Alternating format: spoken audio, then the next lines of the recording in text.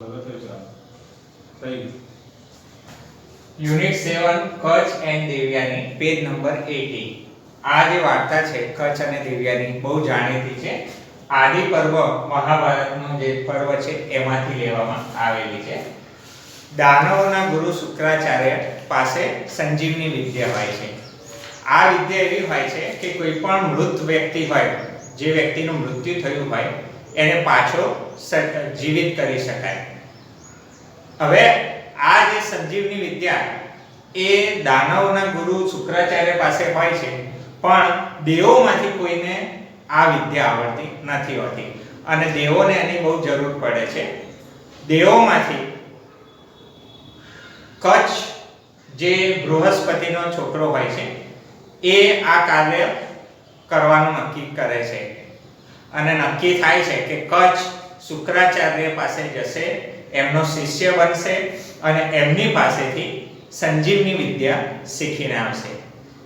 કચ્છ જાય છે શુક્રાચાર્ય જોડે અને પછી સફળતાપૂર્વક કઈ રીતે આ સંજીવની વિદ્યા પ્રાપ્ત કરીને આવે છે એના વિશેની આખી આ સ્ટોરી છે.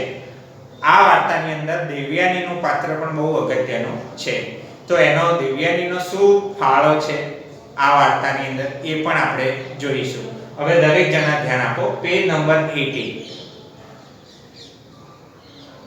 The devs and asuras were always fighting each other. દેવો અને અસુરો હંમેશા એકબીજા સાથે લડતા હતા. The devs were amongst the gods. દેવો ઈશ્વર કોટીના હતા અથવા તો ઈશ્વરોમાંના હતા. The asuras were demons. અસુરો છે એ demons એટલે રાક્ષસો હતા. The asuras were powerful. અસુરો શક્તિશાળી હતા.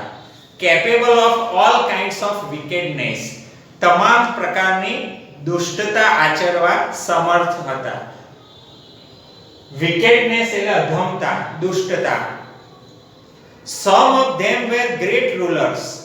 આ દાનવોમાંથી કેટલાક અથવા અસુરોમાંથી કેટલાક તો કેવા હતા કે સારા રૂલર્સ એટલે શાસકો હતા. ગ્રેટ રૂલર્સ અહીંયા લખ્યું છે, મહાન શાસકો હતા. And mighty kings. Mighty kings એટલે શક્તિશાળી રાજાઓ હતા. In their fight with the devs. એમની દેવો સાથેની લડાઈમાં the asuras had an advantage. અસુરોને એડવાન્ટેજ હતો. એડવાન્ટેજ એટલે લાભ. શું લાભ હતો અસુરોને? They had on their side a great saint and a teacher. તેઓને તેમના પક્ષે એક મહાન સંત અને શિક્ષક હતા, શુક્રાચાર્ય, જેનું નામ હતું શુક્રાચાર્ય.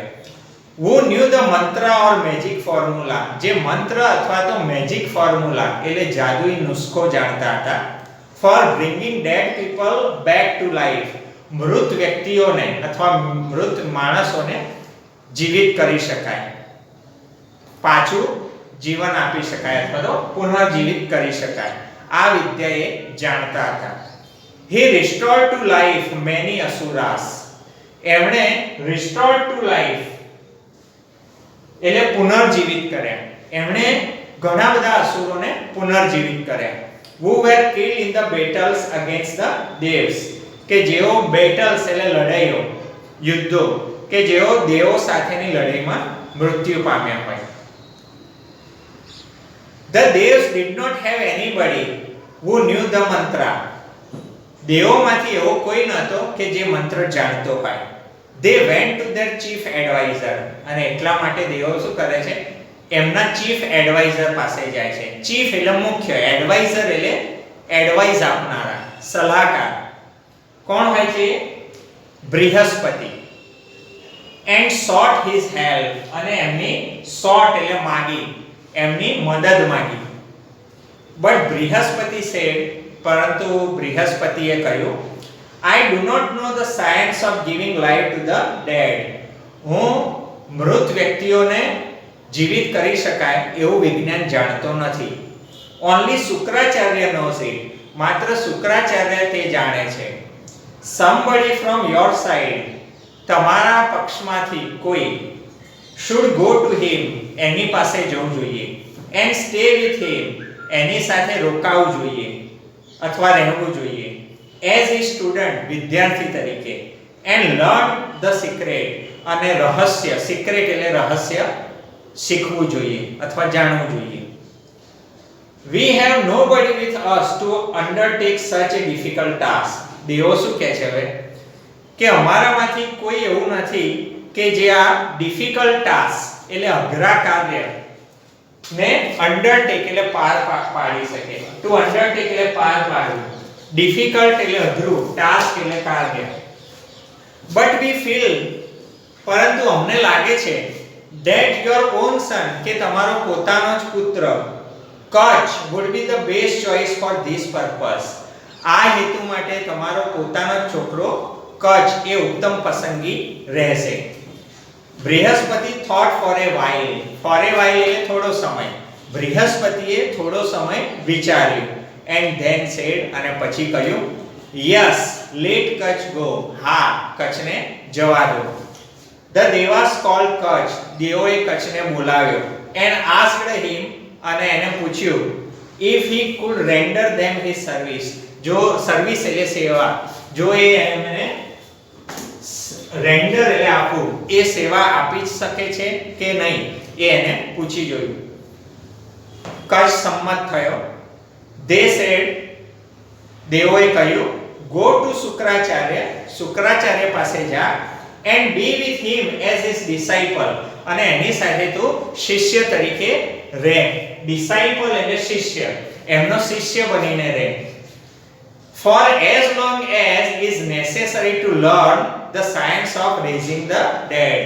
જ્યાં સુધી મૃત વ્યક્તિઓને જીવન આપવાનું વિજ્ઞાન ના જાણે ત્યાં સુધી જરૂરી લાગે એટલો સમય તું એમની પાસે રહે.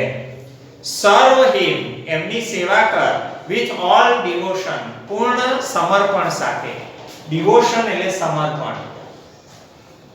You may also be friendly with Devyani. તું દેવ્યાની સાથે પણ મૈત્રી કેળવી શકે છે અથવા કેળવજે. કોણ છે દેવ્યાની? His beautiful daughter. તેની સુંદર પુત્રી. તેની એટલે કોની? શુક્રાચાર્ય જે દાનવના ગુરુ છે એની. That will help you in attaining your objective. એ તને તારો હેતુ સિદ્ધ કરવામાં મદદ કરશે. ઓબ્જેક્ટિવ એટલે હેતુ, attain એટલે પ્રાપ્ત કરવું. એ તને તારો હેતુ પ્રાપ્ત કરવામાં મદદ કરશે. કચ્છ promised કચ્છે વચન આપ્યું to do his best to fulfill his mission. પોતાનો હેતુ સિદ્ધ કરવા માટે એ એનાથી શક્ય હોય તેટલો ઉત્તમ પ્રયાસ કરશે અથવા ઉત્તમ કરશે. He took leave of the devs. તેણે દેવોની રજા માંગી and went to શુક્રાચાર્ય's hermitage. અને શુક્રાચાર્યના hermitage એટલે આશ્રમ. શુક્રાચાર્યના આશ્રમમાં ગયો. The great sage એટલે ઋષિ, મહાન ઋષિ અથવા સાધુ કહી શકો, સંત કહી શકો. The great sage received him. મહાન સાધુ એટલે અહીંયા કોની વાત છે? શુક્રાચાર્યની. એને આવકાર આપ્યો, એને એટલે કચ્છને આવકાર્યો with all kindness. મમતાપૂર્વક અથવા ભાવપૂર્વક એને આવકાર આપ્યો. હવે કચ્છ શુક્રાચાર્યને કહે છે ઓ ગ્રેટ ટીચર, હે મહાન ગુરુ. said કચ્છે કહ્યું I am કચ્છ, હું કચ્છ છું. the son of બૃહસ્પતિ, બૃહસ્પતિનો પુત્ર છું. I want to be your student. હું તમારો વિદ્યાર્થી બનવા માંગુ છું. I am eager. હું આતુર છું. eager એટલે આતુર. to gain એટલે પ્રાપ્ત કરવું. to gain knowledge of Sanjeevani Vidya at your feet. feet એટલે ચરણ, પગ. હું તમારા ચરણમાં રહીને સંજીવની વિદ્યાનું જ્ઞાન પ્રાપ્ત કરવા માંગુ છું. Are you the son of Brihaspati? તું બૃહસ્પતિનો પુત્ર છે? asked શુક્રાચાર્ય. શુક્રાચાર્યએ પૂછ્યું. if so જો એમ હોય તો what can I teach you that your father cannot? એવું હું શું શીખવી શકું કે જે તારા પિતાજી તને ના શીખવી શકે? anyway ગમે તેમ you have come to me in search of knowledge. તું જ્ઞાનની શોધમાં મારી પાસે આવ્યો છે. I shall be happy to help you. મને તને મદદ કરીને આનંદ થશે. In whatever way I can. જે રીતે હું તને મદદ કરી શકું એ રીતે. I shall be at your service from now on, said Kach. કચે કહ્યું કે હું અત્યારથી તમારી સેવામાં લાગવા માંગુ છું અથવા તો અત્યારથી તમારી સેવા કરવા માંગુ છું. You need not do any heavy work here, said Shukracharya. શુક્રાચાર્યએ કહ્યું કે તારે કોઈ heavy work એટલે ભારે કાર્ય, અઘરું કાર્ય. તારે અહીંયા કોઈ ભારે કાર્ય અથવા અઘરું કાર્ય કરવાની જરૂર નથી. શુક્રાચાર્ય એમને કચ્છને બહુ સાદું જ કામ આપે છે. કોઈ એવું અઘરું શ્રમ પડે એવું કાર્ય આપતા નથી. શું કહે છે Shukracharya? You can help me in my prayers. તું મને મારી પ્રાર્થનાઓમાં મદદ કરી શકે છે by bringing flowers from the jungle. જંગલમાંથી ફૂલો લાવી આપીને. You can also bringing firewood for my sacrificial fire. Sacrificial fire એનો અર્થ છે યજ્ઞ. બોર્ડમાં લખેલું છે. તો તું યજ્ઞ માટે ફાયરવુડ એટલે બળતણ, આપણે એને સંસ્કૃતમાં શબ્દ છે સમિધ. સમિધ. તો તું યજ્ઞ માટે બળતણનું લાકડું લાવી આપી શકે છે. And you can look after my cows. Look after એટલે સંભાળ લેવી, ધ્યાન આપવું. તું મારી ગાયોની પણ સંભાળ રાખી શકે છે. Take them out for grazing. Graze એટલે ચરવું, ચરવા જવું. તું તેઓને ચરવા માટે લઈ જઈ શકે છે. એન્ડ બ્રિંગ ધેમ બેક, અને તેમને પાછી લાવી શકે છે. વેન ધે આર ફેડ, જ્યારે ઘાસ ખાઈ લે અથવા એમની ચરવાની ક્રિયા પતી જાય ત્યારે તું એને પાછી લાવી શકે છે. હવે કચ્છ કહે છે I shall try to do everything to your satisfaction, said Kach. કચ્છે કહ્યું કે હું તમને સંતોષ મળે તે પ્રમાણે પ્રયાસ કરીશ.